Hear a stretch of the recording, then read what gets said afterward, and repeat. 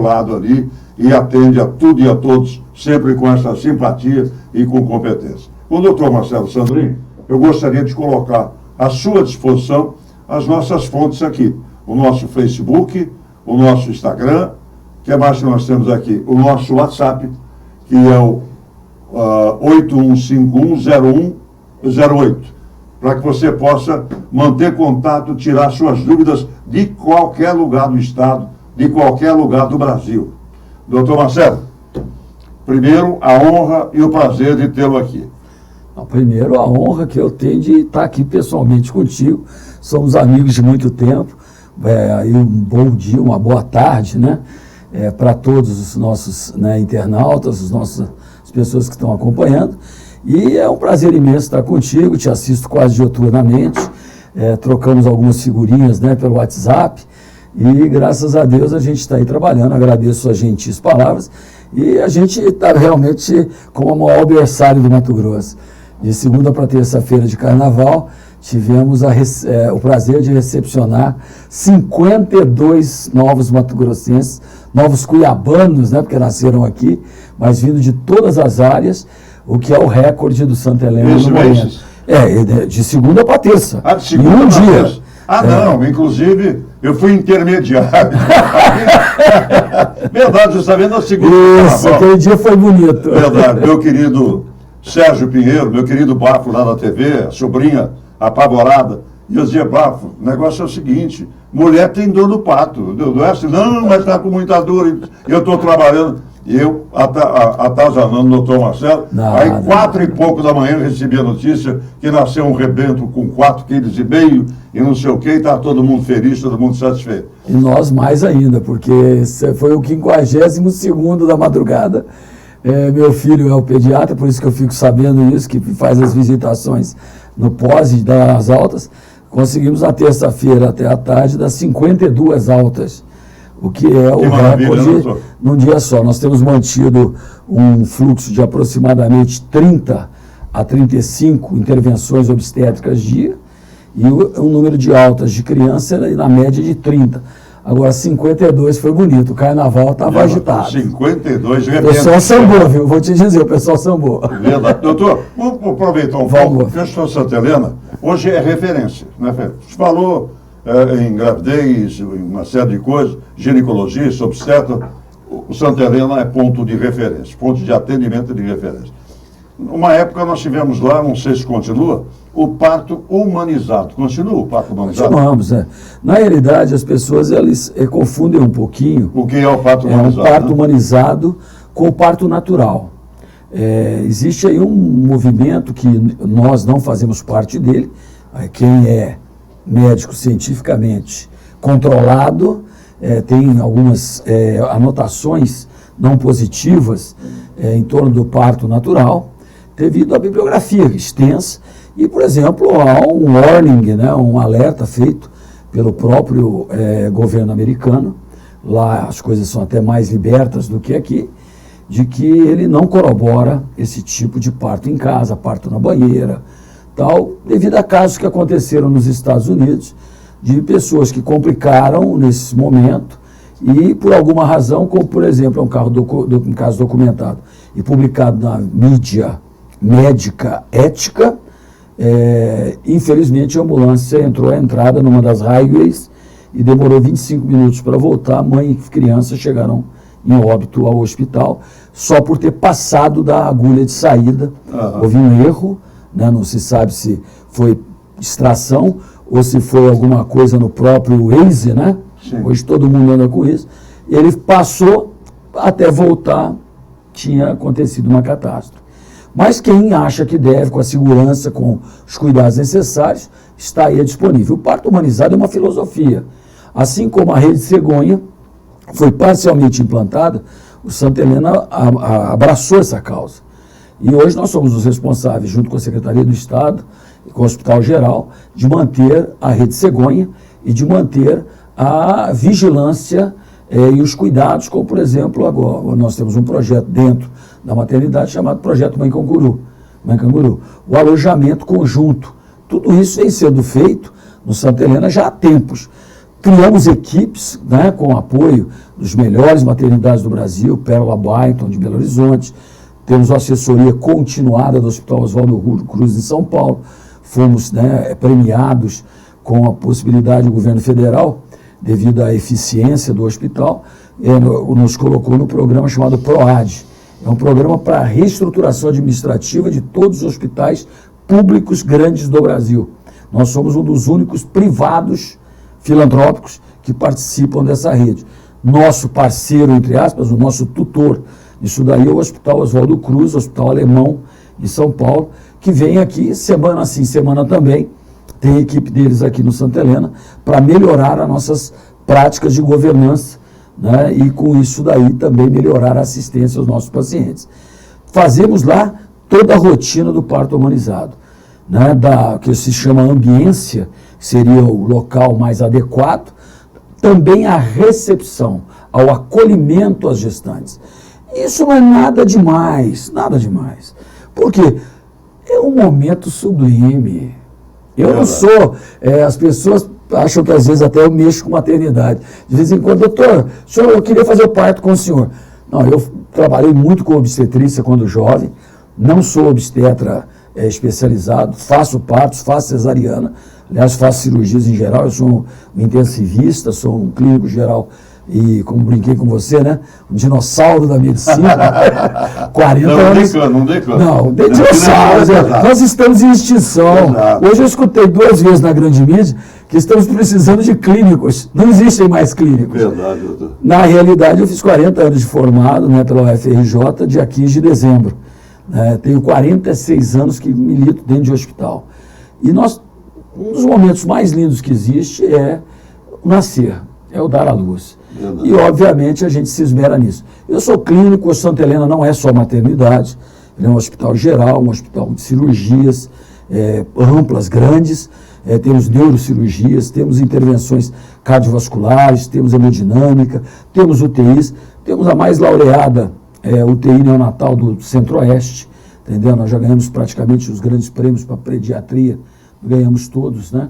Aqui no Santa Helena, a nossa UTI neonatal, e isso é o que traz o prazer. Talvez essa vivência de hospital geral, junto com uma grande maternidade, é que fez aqueles 500 pessoas que trabalham lá, não é mérito de ninguém, é mérito de um grupo, em torno de 100 a 150 médicos, alguns são flutuantes, outros são staff fixo, e 350 funcionários nossos, muito poucos terceirizados, que se esforçam e conseguem fazer essa verdadeira pequena máquina de moer carne no sentido bom, que é um hospital. Conhecemos, então, um pouco do que é o Santa Helena. Visitem-nos. Pouco do que é a filantropia e a filosofia clínica e médica do Hospital Santa Helena em todas as áreas. Doutor Marcelo, pelo seu conhecimento, pela sua dedicação, pela sua preocupação nesses 40 anos de profissão, 46 anos, como o senhor disse aí, dentro de hospital, vamos falar do coronavírus. Coronavírus já está no grau de pandemia, já está no grau de possibilidade de uma epidemia mundial, já está no grau de apavoramento que a gente está sentindo, que a cada momento que você bota na CNN, meu Deus do céu, é o México impedindo que um navio atraque, o outro impedindo que a mãe fale com a vizinha, com máscara, uma série de coisas. O que, na realidade, nós devemos nos preocupar e nos precaver com o coronavírus? Na realidade, a tentativa é sempre de não levar a isso que está acontecendo agora, já estamos tendo os primeiros movimentos, levar ao pânico, né? Que é uma pandemia, só falta a Antártida, né, ser acometida. O restante do mundo, em todos os continentes, nós já temos a presença do vírus e já quase também temos mortes. Salvam-se alguns países e alguns lugares, talvez também pelo baixo tráfego internacional, né, que tem esses países no momento. Mas também pode já ter e não ter sido diagnosticado. Lembrem-se, o coronavírus de início parece uma gripe. Aliás, como a maioria das viroses, né? Se nós formos aternos, a maioria das viroses elas começam como se fosse um resfriado comum, probleminha respiratório, uma tossezinha, eventualmente uma garganta ardida, uma dorzinha de cabeça, dores musculares, febre, catarro. Aí partimos para a gripe mesmo, né? As gripes são assim, mais sérias. A gripe H1N1 faziam e faz um estrago maior. Nas gestantes pode levar até o óbito. Mas o coronavírus, esse que está aí, é um bichinho novo, indolente. Ele não é violento. Até o momento, os dados de mortalidade são duas epidemias que nós tivemos em 2002 e 2014, se não me engano. A SARS, que foi a primeira, em 2002, que matava bastante. A do Oriente Médio, que matou muito. Mas aí existem algumas dificuldades. O Oriente Médio chegou a 10% de mortalidade. Mas lembre-se, o Oriente Médio é o problema do Irã no momento. Nós não temos como dizer que o Irã ele está com um problema tão sério, tão grave. O problema é que as condições internas do país nós não sabemos, não se sabe qual é o número de coisas. E dou-lhe um exemplo. Tem um país que está encravado entre a Coreia do Sul e a China e não reportou um caso até hoje, chama-se Coreia do Norte. Você ouviu falar dela? Não. Lá não tem casos. Não. Ou já morreu milhares de pessoas. Ou já mataram também, né? Não se sabe. Né? É uma coisa muito fora de propósito. Mas nós não podemos entrar em pânico. Independente do que for, isso vai correr o mundo, vai dar problemas. Os países que têm sofrimento na área de saúde, baixa, né, expressão dos serviços coligados e também uma medicina privada forte para entrar nesse esquema, poderá ter problemas. O Brasil, ele tem uma vantagem. O Brasil, as pessoas falam muito mal dele e conclamo-vos como um totem da comunicação a dar notícias boas do Brasil. Nós precisamos de parar com essa guerra que existe. O Brasil ele é exemplo para o terceiro mundo e para os países em desenvolvimento em controle de AIDS. Você se lembra que cada vez que aparecia um CIDET com a hipótese de AIDS em Cuiabá, nos idos de 84, 85, pânico generalizado. Pânico Eu tive meu consultório invadido por pessoas que tiveram contato não íntimo, que eram amigos da pessoa, mas em pânico, entrou em grupo dentro do meu consultório naquela época. Doutor, o que é que nós fazemos? Parece que ele levávamos naquela época 30 dias para ter o resultado do exame. Mandávamos para Belém. E quando chegava o resultado, a pessoa usualmente já estava morta porque não tinha tratamento. Hoje é uma doença totalmente controlável. Por quê? A ciência e os governos também, eles tomaram a frente, cortaram o pânico, né, entre aspas, íntimo, é um problema, é um choque, e passaram a trabalhar. E dou aqui o exemplo, né? Estamos com um ministro, né, da saúde, que é um grande médico, ele é ortopedista. Doutor Mandetta. Tem uma equipe montada que eu tive o prazer de conhecer pessoalmente, só de sumidades em suas áreas. Ele em algum momento transpareceu algum pânico? Não. Será que ele está mentindo? Não está mentindo. O Brasil tem condições de controlar isso daí. Aliás, agora, não dá para salvar todo mundo. Falando do ministro Mandetta, ele tem sido convocado, né, sistematicamente para dar satisfações à população. Ele tem se mantido realmente numa educação, numa fleuma britânica, com calma, para dizer o seguinte: não há problema de internação. O vírus, felizmente, nós já temos o DNA do vírus. Daqui a pouco nós teremos, porque foi janeiro, né, para fevereiro, foi o primeiro, e hoje nós já sabemos o que é, pelo menos esse avanço tecnológico nosso, científico ajudou em muito. O cidadão pode ser tratado em casa, pode cumprir uma quarentena em casa, pode aguardar o resultado em casa, não há necessidade de correria. Agora, isso daí antigamente, décadas atrás, o século passado, demorava-se anos para se chegar a uma posição dela. Hoje a velocidade é muito grande. Hoje nós temos 3 meses. O que também levou a gente ficar, está indo para 3 meses. Começou no final de... Exatamente. Primeiros alertas começaram antes do Natal, até aquele pobre médico que morreu, o chinês, que foi até meio taxado de maluco, né? Que estava querendo espalhar notícias falsas. Mas nós temos em 3 meses, nós temos já uma consciência. Por exemplo, que viram o tiro no pé que deram isolando no navio. O navio inteiro está infectado. Como é que você vai isolar onde não tem condição de isolar? Você colocou pessoas sãs com pessoas doentes num ambiente único. Então, falar que você vai colocar... Ao invés de entrar com escafandro e tirar quem está bom e deixar vai ter quem escafandro para todo mundo? Vai ter escafandro à vontade. Não vai ter. Máscara para todo... Máscara não vai resolver. Nós temos que ter a cabeça no lugar, a ciência vai dando conta. Já existem pesquisas, como, por exemplo, está sendo solidamente identificado, a história também está toda guardada.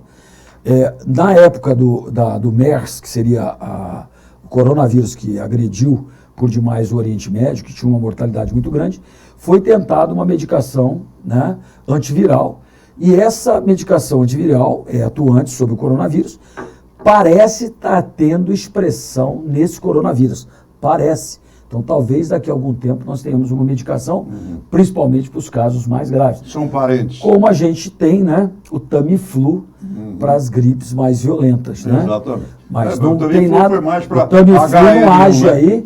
Já veio gente do meu consultório querer receita de Tamiflu para se precaver e ter em casa. Nada disso. Não existe nenhum problema. Também existe, através da pesquisa com retrovirais, que são os, né, que atuam nos vírus da síndrome de imunodeficiência adquirida, a expectativa já está sendo testada, mas são cortes que são realizados. Uma das pesquisas com o vírus, com o remédio para o coronavírus, que eu citei anteriormente, é liderada por um brasileiro nos Estados Unidos.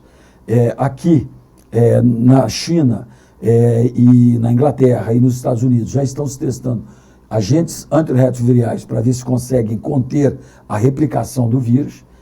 E aquela história, a sorte nossa é de um lado grande, ele não mata muito, no máximo entre 2% e 3%, o que em termos de epidemia, né, de coisa assim de massa, é importante, mas não é aquilo que assusta, não é aterrorizante. Como, por exemplo, 10%. Né? 10%, não, 10% ou como a peste negra, né?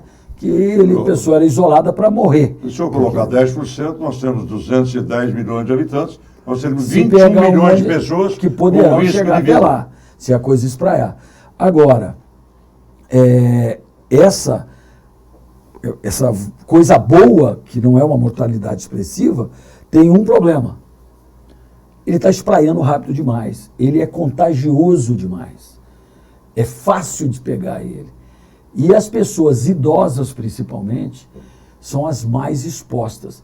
Se você vê a curva, né, de mortalidade, você vai ver crianças até 9 anos de idade, quase ninguém morreu.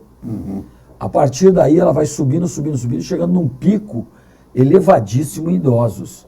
Então, tem um risco muito grande. Lembremos-nos, o Brasil está se tornando um país de idosos. Não está preparado para isso. Graças a Deus, doutor. Como eu havia lhe dito, né? Nós vimos aí essa semana, eu tenho guardado, para quem achar que é mentira, um jornal de 1926, 1928, capa do primeiro jornal do Rio de Janeiro, que eu não me lembro o nome, aonde a notícia era bonde puxado a cavalo, a fotografia dele, descarrilha e mata uma idosa de 41 anos. É a notícia de primeira página. Em 1926. Brinco sempre com aquilo. Eu nasci em 55, deveria morrer em 2010. Porque minha expectativa de vida é 55. Hoje eu já estou no plus, devo viver provavelmente, se Deus ajudar, mas aí, né, vamos colocar um pouquinho mais, uns 16 anos, 20 anos. Se você tem um plus, eu tenho um plus. Está todo mundo aí para correr. De plus.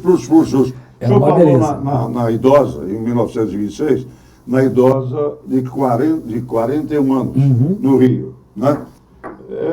Não é uma ligação, talvez, terminada a Primeira Grande Guerra, ou ao longo da Primeira Grande Guerra, com a gripe espanhola? Porque nós temos, a gripe espanhola, nós temos dois problemas, né? A gente cita o coronavírus, vírus, né? E nós temos a bacteriana, o problema bacteriano.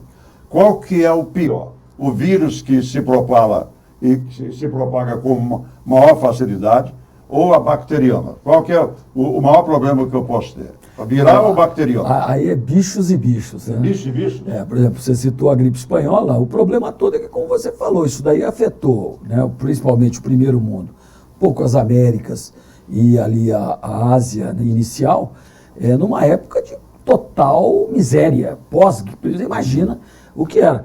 Posso lhe citar o exemplo, nós temos um programa lá no Santa Helena que chama o Primeiro Berço, que você conhece, Nossa, né? sim. O Primeiro Berço tem 70 e poucos anos, ele foi criado na Finlândia porque não tinha onde colocar os bebês morriam de frio. Fizeram caixas de papelão que viraram pequenos berços, que depois se viu que protegiam as crianças, porque não tinham. A roupa da criança era trapos com papel dentro dele, porque não existia roupa. Então é um outro momento. Também não havia intervenções. Naquela época, lembre-se, as gripes propiciam infecções bacterianas. É muito, às vezes, comum o idoso, ele faz uma gripe, é por isso que nós vacinamos para a gripe e recomendamos, né, a gripe para pneumonia, para idoso que tem problemas ou para pessoas com problemas respiratórios. Por quê? O que acontece com os idosos é o seguinte, aumenta a secreção, né? Aumenta a secreção e nisso daí implanta-se uma bactéria. Não é que é pior ou melhor.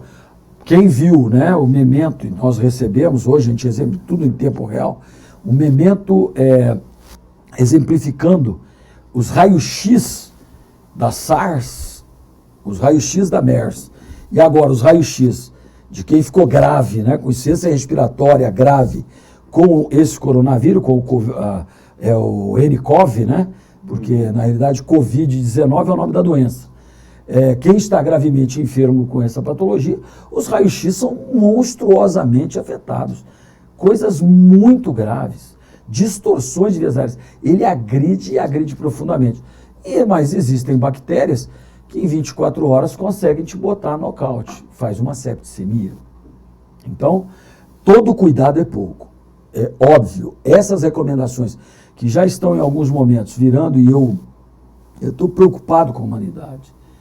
Já saiu na internet as recomendações sérias do Ministério da Saúde, da Organização Mundial de Saúde, como se fosse cartoon, brincadeirinhas. Uhum. Não é brincadeira. É coisa séria. Coisa séria.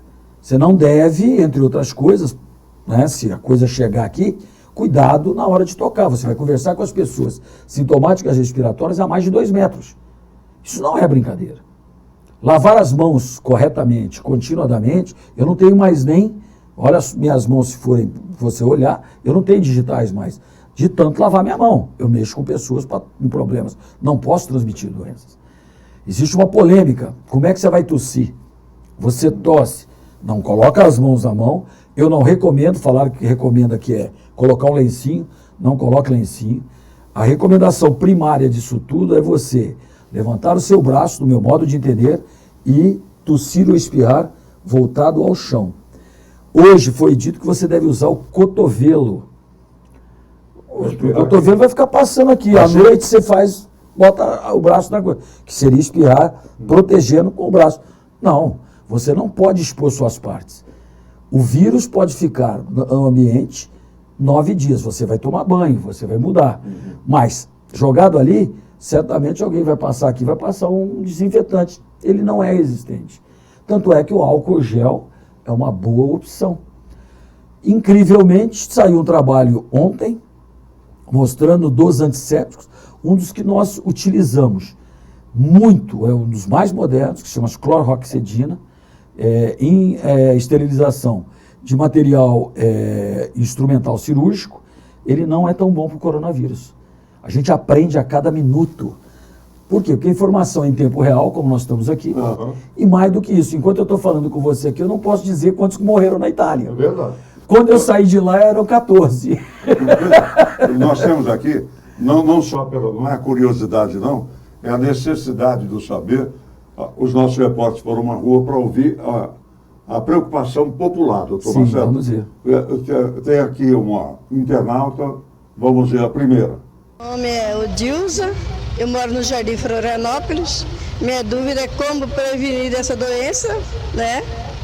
Que já está lastrando em outros lugares, né? Então eu fico com medo também, né? Já respondemos em parte. Primeiro, o critério é lavar as mãos. Primeiro sinal, higiene higiene pessoal. Lavar as mãos com cuidado, de 20 a 1 minuto, dependendo como for. Água e sabão basta. Álcool também. Lava-se posteriormente, lava-se entre os dedos, esfrega-se bem a mão e, obviamente, enxuga-se, cuide-se dela. Frequentemente. Você fica a seu critério se você vai apertar a mão de outras pessoas ou não. Mas o contato íntimo deve ser evitado, né? Dentro do possível. Né? Nós somos brasileiros, amamos dar um beijinho no rosto. Lembre-se, você toca o seu rosto N mais K-pi vezes por dia. As pessoas tocam o rosto. E se não está ainda contaminado, pode ter contaminação. Quer dizer, que beijinho no rosto evitar. Não é evitar, nesse é momento. pensar sobre o assunto. No momento não existe nada de pânico. Mais do que isso, alimentação, dar preferência a alimentos cozidos. Os alimentos, né, não processados, o calor mata bem, né, o bicho. Segundo, você é o primeiro sinal de problema, procure serviço médico. Não, eu estou com uma febrinha, estou com desconforto e tal. No outro dia, não, eu estou começando a ter tosse. Agora eu já estou com uma febre razoável. Agora eu estou começando a ter secreção. Você vai esperar o quê? Procure serviço médico. Mas não chegando lá, fazendo como já virou, e é isso que me preocupa hoje, essa mídia social desenfreada, né? Que é o fato da pessoa começar a brincar com tudo. O cara que postou lá que ele, tá entendendo, tava com o trem, com máscara no Facebook, e não sei o que, fez uma OTNP, mobilizou sistema de saúde, para dizer que ele tinha estado no Paraguai. Nem se ele tivesse estado lá. Não. Um fluxo turístico fenomenal que é o Não, Paraguai. mais do que isso. Você tira Pedro Juan Cavalheiro, Brincar. a Zona Franca acabou. Brincar com Não coisa há o que séria. ver, não há o que ver. Não Mas tem mais pode. gente com preocupação, Vamos ver doutor. lá. Vamos lá.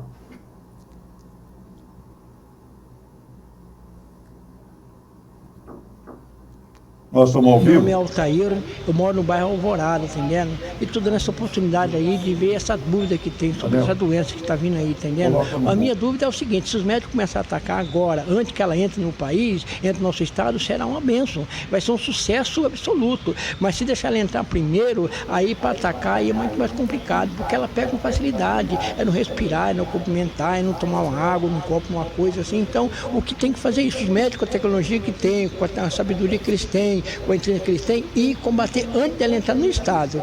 Então, se não deixar entrar, maravilha, nós cortamos o mal pela raiz, tá bom? Infelizmente seria ideal, mas até haver um teste rápido, né, nós não temos ainda como fazer um controle absoluto, entre aspas, separando quem pode estar, quem não está. Mesmo vocês viram, nós temos todos os cuidados, a medicina 99,9% é ética. O senhor que foi diagnosticado em São Paulo como primeiro caso no Brasil, ele fez um exame no hospital de altíssimo nível, independente da qualidade do hospital, ele foi contra-checado no laboratório de referência, aí sim se disse que ele estava com a doença. Isso nós fazemos muito. Por exemplo, nós, quando eu citei, quando começou a epidemia, entre aspas, a disseminação da síndrome de imunodeficiência adquirida, a AIDS, nós não tínhamos testes. O teste era feito no laboratório e demorava 30 dias. Hoje, no meu consultório, eu tenho teste rápido. Chega uma pessoa com a suspeita de... Pá, pum, pá, não posso falar nada. Chama, né? O senhor quer que fale com alguém ou vamos falar entre nós? O senhor tem que ir na saúde pública fazer o teste, que é o teste de contraprova. Feita a contraprova, confirmando-se, vamos, né, aí tratar o doente. No caso aí fica difícil. A China colocou em alguns lugares, aeroportos, foram colocados telas termais para ver quem é que estava com febre. Agora, o fluxo é tão violento que também você vai fazer o seguinte, um avião desce, 20 pessoas quentes, você vai enfiá-las na onde? O problema é o seguinte, existe uma epidemiologia. Você precisa do contato com alguém que possa ter sido candidato. Eu e você, nosso querido aqui, a não ser que tinha passado aí um italiano desapercebido, ou alguém chegou, não anunciou, está ainda na fase inicial da doença, que a gente chama de pródromos, ou pouco sintomático, achando que está gripado e não fez nada, e nós tivemos contato com eles, nós não temos chance de pegar a doença. Posso lhe garantir, amanhã eu poderei ter alguma chance. Eu vou sair em voo daqui, vou a São Paulo ministrar uma palestra e tal, vou estar no aeroporto mais movimentado do país. Eu poderia passar por alguém. Agora, se nós formos fazer a coisa desse jeito, vai ter que ficar como está o norte da Itália, que parece pecou um pouquinho. Eu acho que eles estão se penitenciando. cidades absolutamente bloqueadas. Por quê? São cidades pequenas, cidades onde só tem idosos. Mas a Itália, nós somos oriundes, né? Então, a Itália ainda dá para ser cercada ou para ser blindada. Agora, na China já é um problema sério. No nascedouro do vírus, nós temos 11 milhões, 12 milhões de pessoas. E aí? Esse foi o problema. E houve um atraso na assunção de que existia um problema, né? Até o próprio presidente, o pessoal já se penitenciou por lá, mas eles evoluíram muito, estão gastando tubos, rios de dinheiro para tentar conter. Houve um decréscimo, mas está muito oscilatório. Como, por exemplo, nem foi. A França não havia falado nada, né? De uma hora para outra, morreu o primeiro francês. Nem 12 horas depois, morreu mais um. Ou seja, lá dentro tem muito mais caso do que está se imaginando. Porque tem gente que quer sair pela tangente. Isso me surpreende muito. Até o momento eu não ouvi, não sei se você ouviu, meu amigo, algum dado da Inglaterra. Para 2 óbitos, doutor, só para matar a minha curiosidade. Para 2 óbitos, quantos deveriam ou devem estar contaminados? Aí é uma conta essa conta será bem colocada. Nós temos né, que o senhor acabou de dizer aí, foi checado no Albert Einstein e ainda teve contraprova, foi chegado positivo. Mas junto com ele, vieram quase 200 no mesmo avião. O Ministério da Saúde... Agora? Não, o Ministério aí é que está aquilo que nós temos de melhor hoje. O Brasil sabe o que fazer. Ele já convocou a Air France, bloqueou todas as 2 carteiras, entre aspas, para o lado de esquerda, direito, para trás, para frente, para o lado. Executiva. Já entrou em contato e já chamou todo mundo. Agora, as pessoas podem ter contato no corredor, né? Pode ter acontecido de ter mais gente dentro do avião. Agora, isso daí chama-se bloqueio. O bloqueio será feito dessa forma. Nós tivemos uma experiência muito grande, somos líderes também na contenção. Pena que a gente não conta aqui eu peço encarecidamente para vocês, mais uma vez, escutarem a saúde, fazer a sua parte. Limpe seus quintais, limpe os seus jardins, cuide do seu lixo, porque a dengue está aí. Nós aprendemos muito, a dengue é uma doença relativamente nova no Brasil. 1996 é a data que veio. Ela veio das ilhas do Sudeste Asiático, em navios, os mosquitos contaminados, se adaptaram aqui, porque o mosquito já estava aqui maravilhosamente, né? Bem acomodados, tranquilo, a recepção foi maravilhosa, lixo para tudo quanto é canto, amigos antigos que se reencontraram. Água à vontade, como diz o outro, carcaram o nosso rim. E é verdade. E continuamos aí. Agora, nós podemos ter um quadro surpreendente com a tecnologia nova e o interesse principalmente do primeiro mundo, né? Conseguia-se aí a toque de caixa uma vacina, ouvindo assim as autoridades maiores, mais éticas da saúde mundial que estão envolvidas nisso, acha-se que demorará em torno de 18 meses para se conseguir, se der para fazer uma vacina boa, né? Mas nós estamos sem vacina para dengue eficaz até hoje. Mas a dengue, eu fico no equívoco, né? Se é a dengue ou se é o dengue, né? Se é o dengue. Nós temos tipo 1, tipo 2, tipo 3 e agora o tipo 4. Agora, esse bichinho... Diz que não pegava o 1, mas pega o 2, pega o 3 e pega o 4. Depois volta a pegar um. Na realidade é um bichinho safado. E a gente aqui humildemente continua do mesmo jeito, mas nós, a maioria, não somos humildes. O único jeito de controlar o dengue é você cuidando do seu meio ambiente, da sua ambiência, né? Porque é horrível você ver uma doença dessa expressão ficando para trás e a gente está muito preocupado com o coronavírus, mas a gente está preocupado do modo geral. O hemisfério norte está sob o inverno, nós ainda estamos no verão. Dizem por aí que o vírus não vive bem nas temperaturas mais calientes. Daqui a pouco é nosso inverno. Vai chegar a gripe, junto com o coronavírus, que poderá sobreviver mais. Perfeito. Difícil. Tem mais gente com dúvidas e com perguntas. Doutor, eu sei que o senhor não tem nada com isso, Mas me diga uma coisa, com essas denúncias que vira e mexe aparecem nos sites e nas TVs sobre atendimento precário, falta de medicamentos e insumos nas unidades de saúde da capital, o que o senhor acha de fato que pode ocorrer com os cuiabanos se essa doença, esse tal de coronavírus, chegar à capital? Na realidade é uma pergunta difícil. Você não consegue... O problema, as pessoas poderiam parar um pouquinho e achar que existe solução fácil abaixo da linha do Equador. Se houvesse possibilidade de ter atendimento médico de nível Organização Mundial de Saúde, Hospital Karolinska, na Suécia, na Finlândia, tem grandes também entidades, na Dinamarca, nós não teríamos tantos doentes. O problema todo nosso é de financiamento. Agora, óbvio, o SUS é uma grande ideia, não tem financiamento. Os gestores do SUS, assim como eu, que sou gestor de um hospital umbilicalmente ligado ao SUS, nós lutamos com a miséria continuada. Sempre a falta de recursos. Tá.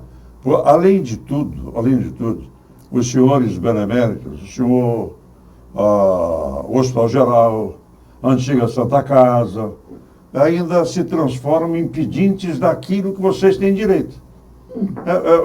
É impressionante como a saúde é tratada, doutor. Agora, nós temos o seguinte, as autoridades, de um modo global, tendo visto o clamor, me parece, e eu tenho 38 anos que estou em Cuiabá, 38 anos, dia 3 de março, que administro o Hospital Beneficente Santa Helena. Elas se focam muito em fazer coisas novas, enquanto que o problema é fazer funcionar. Se vier forte esse troço para cá, nós vamos ter mais problemas. Nós já temos overbooking. Já temos overbooking em todas as policlínicas, em todas as UPAs, em todos os hospitais. Nossa saúde básica é precária. Como é que nós vamos ter aí? Deus nos livre, Deus nos livre. Ainda nessa pergunta do internauta aí, com esta precariedade, a preocupação tem que ser redobrada? O cidadão fica em casa numa quarentena própria, vai, se medica, não, existe ele próprio se cuida. Existe um protocolo já criado, e ontem eu sei, por exemplo, que parte do grupo da Secretaria de Saúde do Estado, que repassa a Secretaria do Município, recebeu novas instruções do Ministério da Saúde de como se comportar quanto a isso. Nesse período, todos os 3 entes, federal, municipal e estadual, já estão estocando materiais. Pessoas estão cada vez mais treinadas, cada estado tem as suas características, os infectologistas, os clínicos, os pneumologistas, os intensivistas, todos estão preparados. São Paulo, por exemplo, já colocou 1000 leitos de terapia intensiva, de sobrealerta, utilizando-se até da rede privada. Porque se a coisa se transformar num problema muito grave de saúde pública, todos nós estamos no mesmo barco. Aliás, estamos como brasileiros no mesmo barco. É muito fácil falar que vai abrir mais um ambulatório de não sei das quantas. O problema é manter ele perenemente aberto, com profissionais remunerados, com insumos adequados, com limpeza adequada. E isso eu acho que nossos governantes aprendem cada dia um pouco mais. Não é fácil a área de saúde, infelizmente. Eu admiro por demais quem está no comando dessas pastas, no Ministério da Saúde, aqui na Secretaria de Estado, o Gilberto, está lá numa luta insana para, entre outras coisas, pagar dívidas anteriores. Uhum. O doutor Posas, aqui, ele faz da tripa coração. Não são poucos. Imagina. Agora, ele está lutando no momento para colocar a coisa mais à frente e fazer o Hospital Municipal de Cuiabá ser uma grande instituição. Se nós pegarmos de chofre uma epidemia para valer desse vulto, nós veremos coisas terríveis. Como em todas as grandes epidemias mundiais, começando pela gripe espanhola, gripe Vietcong, mais para trás, peste negra, peste bubônica, tifo, foram devastadores. Mas nada disso. Nós estamos num mundo muito mais moderno, um mundo que tem muito mais poder.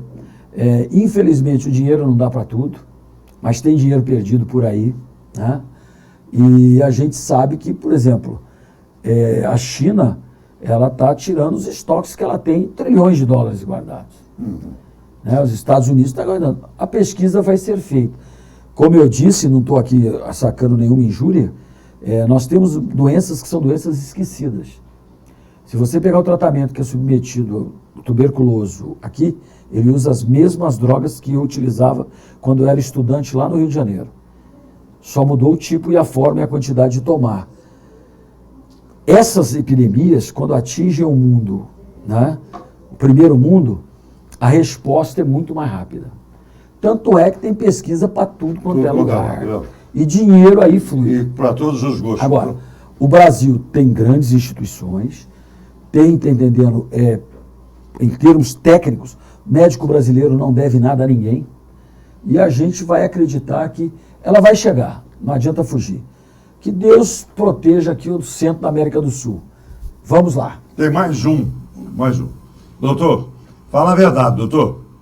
Se o coronavírus se instalar no Brasil, temos dinheiro e pessoas preparadas para combater essa doença?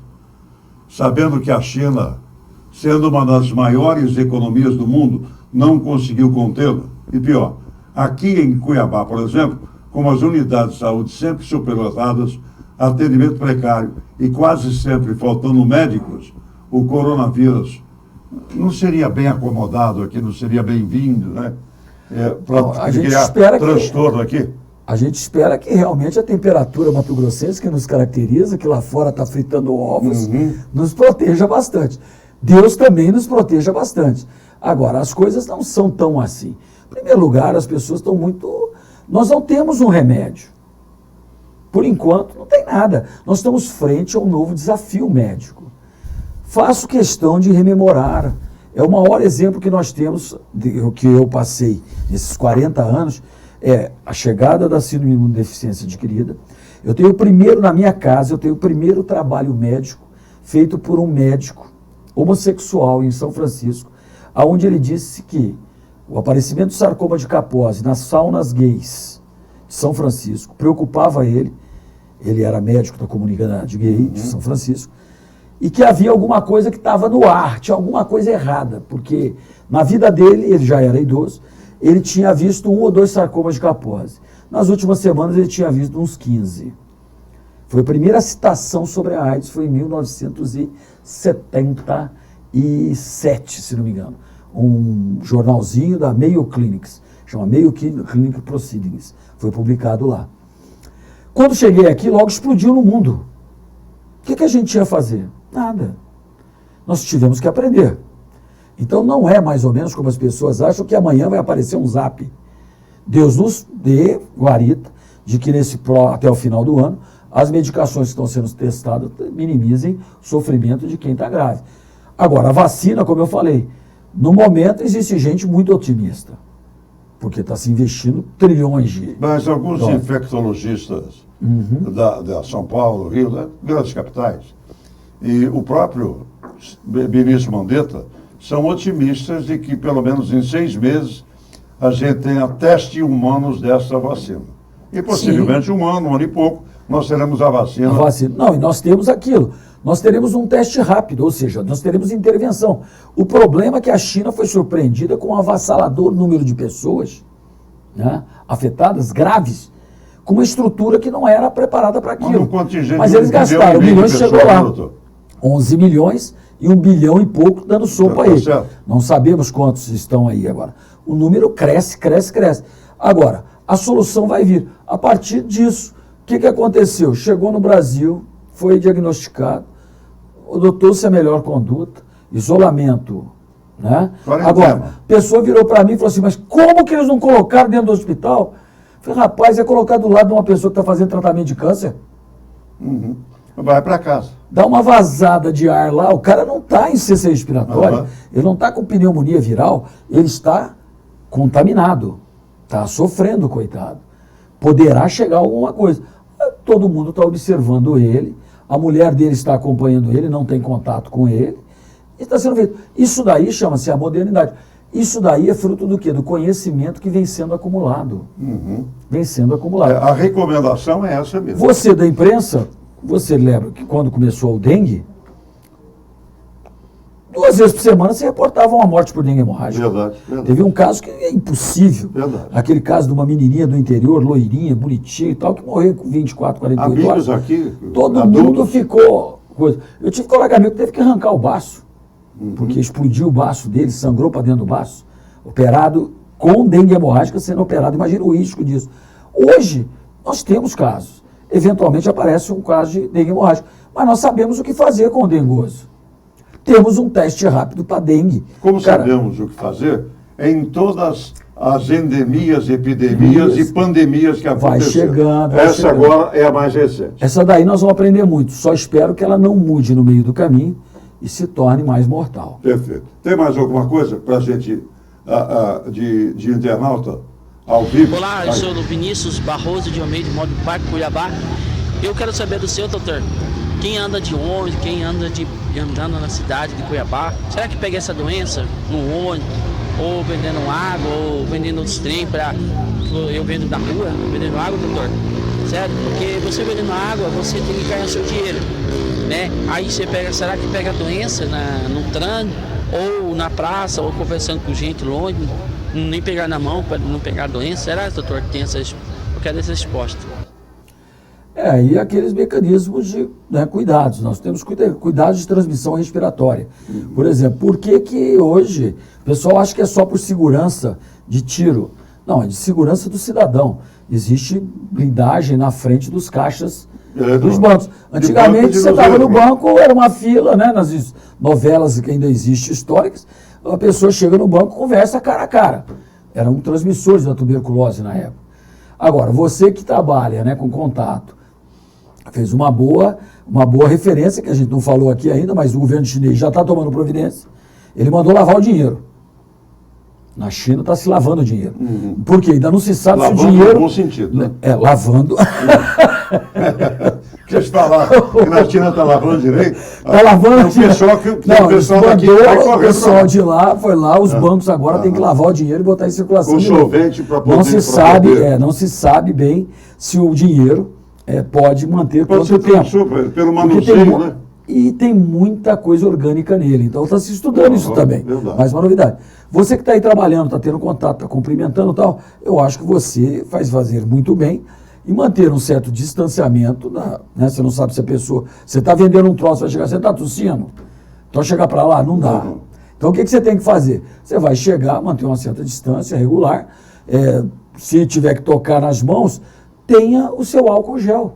Porque lavar as mãos aqui em Cuiabá é complicado. É um dos problemas da nossa cidade. Não tem mictório público. Acabaram com eles, né? Depredaram, e não é culpa do poder público. Os usuários destroem todos os banheiros. Infelizmente, a educação como estão destruindo, está bem aquém. Que é um crime que eu acho que devia jogar o cara lá dentro, deixar ele fechado no cilindró, na solitária, uns 2 meses, o cara que está destruindo as estações climatizadas de ônibus da cidade. Parece que a população não pode ter nada. É incrível isso. Infelizmente é incrível. Mas é boa pergunta, mas você se cuida. Eu recomendaria para você que trabalha com o público, né? Você tomar o cuidado né? Com máscara vai ficar feio, máscara também não tem grande eficácia. Você tem aí na sua mão sempre o álcool na sua bolsinha, junto com seus pertences e as coisas que você vende, uma coisinha de álcool gel para você higienizar suas mãos, assim como todo mundo. A gente passa por períodos, né? Lembra quando instalou-se no Mato Grosso os álcool gels? Agora deve voltar a utilizar. Eu fazia questão, entrava numa loja, estava lá um monte de álcool gel. Eu ia ver qual que estava cheio, nenhum estava cheio. Tinha esquecido do álcool gel. Agora vai vender a roda. Verdade, vai voltar o álcool gel. Bom, o álcool comum também é bom, né, doutor? Tem que ser os 70%. 61% a 70%. 70%. O álcool puro é muito corrosivo. Mas o bom é o álcool gel mesmo, né? É o mesmo. É o álcool que se usa para colocar. Mas o álcool ele resseca demais, né? Tem que ter aí um cremezinho. Um creme. O gelzinho, o álcool menos, creme. vamos dizer assim, o álcool gel é menos pior. Né? Doutor, o senhor falou para esse menino que, por último aí, ele trabalha com o público, aí vem aquela máxima, né? De vez em quando a gente, se é boa gente, mas vamos manter uma certa distância. Vamos ficar ali. É boa gente, mas vamos manter uma certa distância. Talvez faça, tá entendendo agora. É como diz o outro, no brasileiro às vezes tem sorte, né? Chegou aqui o diagnóstico, nós não sabemos o que está rolando por aí, pós o carnaval. Imagina uma tropa de, né, infectados naqueles blocos do Rio de Janeiro, Meu Deus do circuito Ondina, o que poderia fazer em termos de problemas na área de saúde. Nos blocos de São Paulo, que voltou com o carnaval de rua, né? O Brasil agora, você já pensou, do Oiapoque ao Chuí, que eu digo sempre, dos Pampas aos Seringais, isso seria complicado. Doutor, então essas recomendações, vamos voltar lá no princípio, não há necessidade de pânico. Jamais. O vírus ele realmente se propaga com facilidade, mas não é um vírus pesado, não é um vírus grande, né? E tem um período de incubação e um período de observação, e eu queria que o senhor dissesse qual é o momento febril de preocupação. 37 é febril, não é isso? 36, 37 um pouquinho, febril. Qual é a febre para levantar da cama ou da cadeira ou após um banho, né, se a febre persistir, qual é a minha preocupação de procurar um pronto atendimento, um hospital? A febre não é o melhor determinante, o melhor é a sintomatologia respiratória. A falta, a produção de catarro, a cefaleia eventual, e começar a ter sintomas respiratórios altos, cansaço. Em qualquer patologia viral isso pode acontecer, não vai ser só nessa. Agora, a partir de 38,5 de graus centígrados, você deve já começar a ficar de barba de molho. Lógico, entre 37 e 39, você é 2 horas da manhã, amanhece com uma febre de 39. Você não tem muito o que fazer, não tem outra sintomatologia. Você vai tomar aí uma dipirona, um paracetamol, e no outro dia vai ver o que vai acontecer. Querendo, voltando ou não, eu recomendo que procure o serviço médico. É difícil, é complicado, mas o melhor é você pegar as coisas no início, né? E a gente tem que 38 acima, procura atendimento médico. Sim. A gente tem que partir do seguinte, a ciência hoje é avançada e a seriedade é muito grande nessa área. Nós não precisamos ficar com delírios persecutórios, como logo inicialmente se pensou e se soltou na mídia, de que seria um vírus manipulado em laboratório para guerra biológica. Seria o cúmulo da idiotice, né? Porque um vírus que mata muito pouco serve para quê na guerra biológica? Pode capacitar um pouco, mas não mata. Agora, vírus perigoso, que a gente teve aí uma experiência, é aquele vírus que não sobra nem sobrevivente. Ele entra e devasta. O vírus Ebola. O Ebola vírus, ele tem um problema para ele. Ele extingue-se. Ele mata tanto que não tem mais hospedeiro. Lá na África se aprendeu isso. Ele matava até a equipe médica. Então ficava um lugar devastado. Feroz. E ele desaparecia. Continua-se os estudos, está quase se chegando a uma vacina e um elemento terapêutico, para as pessoas verem como é difícil a ciência. Tem uma doença histórica que ficou abandonada, né, Edivan? Só quando aparece um caso, e agora cada vez menos por causa das vacinas, e eu vou finalizando pedindo, por favor, acreditem nas vacinas, não acreditem em piada ou brincadeira de mau gosto de internet. As vacinas salvam vidas e são importantíssimas. A raiva é causada pela picada de uma das envolvidos aí nesse coronavírus.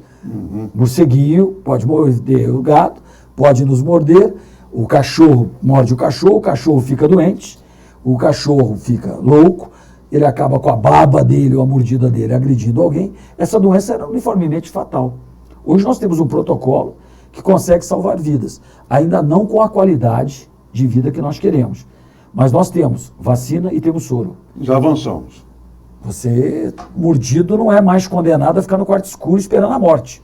Que era assim, era desse jeito. Por que tinha asilo para tuberculoso, se não tinha tratamento para tuberculoso? Era para que ele não te contaminasse, não me contaminasse. Eu estou aqui na rua. Separava ele ficava num canto até morrer, ou aconteceu o milagre da autocura. Existiram casos desses. Mas nas novelas também é um bom exemplo, história, né? Eu gosto muito de história. A gente sempre vê, termina um mocinho morrendo, uma golfada de sangue. Né? Era assim. Sempre com um lenço branco mostrando Hoje sangue. a tuberculose, a não ser que a pessoa seja muito distraída, mas nós temos distraídos. Essa semana eu tive esse desprazer. Uma pessoa tossiu durante 3 meses e não foi ao serviço médico. Tratou como gripe, automedicou-se como pneumonia, tuberculose. Uma parte do pulmão, o pulmão direito dela, está devastado. Vai perder uma capacidade respiratória grande. Mas nós temos tratamento. Vai acontecer o melhor. Vamos ter aí casos, não vamos ter, né, se Deus quiser, casualties, que seriam óbitos, né, a mortalidade vai ser baixa. Nosso sistema de saúde está se preparando, está preparado, ainda em evolução, para enfrentar isso, mas eu volto a recordar, chega agora aí a campanha de vacinação contra, né, a gripe do idoso, gripe que pega a maioria hoje, né, para todo mundo. Temos a época pós-chuvas, temos a possibilidade do incremento dengue, zika e chikungunya e dengue. Chikungunya. Nós temos que ficar de olho. Se vier o coronavírus, só vai ser mais um desafio. E o brasileiro está preparado para isso? Nós tentamos fazer o melhor. Perfeito. Doutor Marcelo Sandrin. Bom demais estar contigo. Prazer e honra conversar com o senhor. Prazer é nosso. Receber essa aula médica e, acima de tudo, essas orientações de quem faz da profissão um prazer e uma dedicação de vida. Muito obrigado. Basicamente, a minha profissão faz isso comigo. Eu sou uma pessoa muito feliz porque faço o que gosto e aprendo todo dia. Todo dia é dia de aprender um pouquinho mais, né? E você se dedicando, você consegue fazer o bem com a sua própria profissão. Eu acho que é uma coisa... Eu convoco as pessoas a se formarem clínicos. Como eu brinquei no início, clínicos estão em extinção. É muito bom ser clínico e ter uma visão global da medicina. E, infelizmente, é uma espécie em extinção. Nós somos dinossauros. Exato. Eu tenho muito prazer, porque converso com o doutor Marcelo Sandrin há quase 30 anos. Tivemos quadro, inclusive na televisão, Sim. no Revista da Manhã, quadro de saúde. Tranquilo. Quadro de saúde há quase 30 anos. Né? E é sempre essa solicitude, essa competência, essa dedicação para a população. Aliás, quero fazer até um adendo aqui.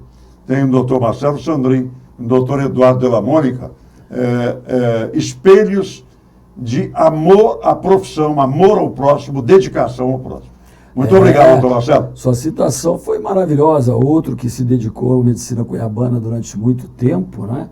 Tá aí o nosso fundador da universidade também, Gabriel Novis Neves. Aqui em Mato Grosso é cheio de médicos. Gabriel tem mais uma virtude. Ele faz parte da torcida jovem do Botafogo. Opa, mas ele está bem sofrido, da torcida jovem do Botafogo. Está bem sofrido ele. Doutor Hélio Poço de Arruda, doutor Antônio, que fundou o Santa Helena, nossos ortopedistas, né, antigos. Nós temos muitas pessoas aqui que levaram durante anos a medicina. Tem uma juventude que como tem chegado. Como baluartes da medicina. Baluartes, né? E estimularam muito a juventude que está aí a fazer o melhor. Espero que o futuro seja bem mais tranquilo, não acreditando, só para terminar, em exames. A população está sendo treinada a atender a exames, a pensar que exame trata alguém.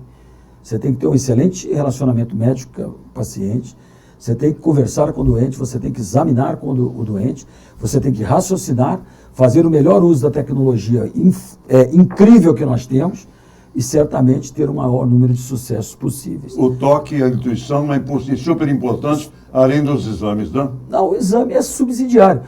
Temos que colocar o exame no lugar dele. Eu chamo de exame.